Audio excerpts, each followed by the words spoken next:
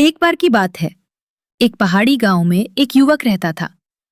उसे संगीत का बहुत शौक था और वो दुनिया का सबसे बेहतरीन संगीतकार बनना चाहता था। लेकिन समस्या ये थी कि जब भी वो कोई वाद्य यंत्र बजाना शुरू करता, उसे अपनी कमियां नजर आने लगती। वो जल्दी हार मान लेता और सोचने लगता कि शायद उसके पास वो खास प्रतिभा नहीं है जो बड़े कलाकारों के पास होती है। निराश होकर वो एक पुराने संगीत गुरु के पास पहुंचा। गुरुजी ने उसकी बात सुनी और उसे एक पुरानी सूखी हुई बांसुरी थमा दी। उन्होंने कहा, बेटा, कल सुबह पहाड़ की सबसे ऊंची चोटी पर जाना और वहां सूर्योदय के समय इसे बजाने की कोशिश करना। बस याद रखना, जो भी संगीत निकले उसे रोकना मत। अगले दिन युवक चोटी पर खड़ा था। ठंडी हवाएं चल रही थी और सूरज की पहली किरणें निकल रही थीं। उसने बांसुरी बजाना शुरू किया।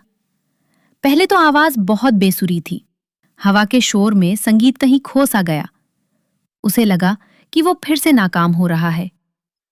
वो बांसुरी नीचे रखने ही वाला था कि उसे गुरुजी की बात याद आई, जो निकले उसे रोकना मत। उसने आंखें बंद की और अपनी पूरी ऊर्जा झोंक दी।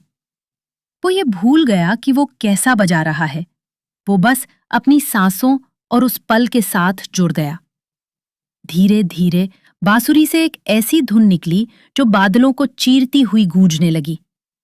उसे महसूस हुआ कि संगीत बांसुरी से नहीं, बल्कि उसके अटूट संकल्प से निकल रहा है। जब वो वापस आया तो गुरुजी मुस्कुराए और बोले, तुमने क्या सीखा?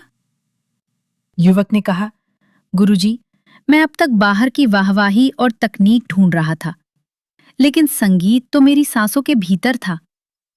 बस उसे बिना डरे बाहर आने की अनुमति देनी थी।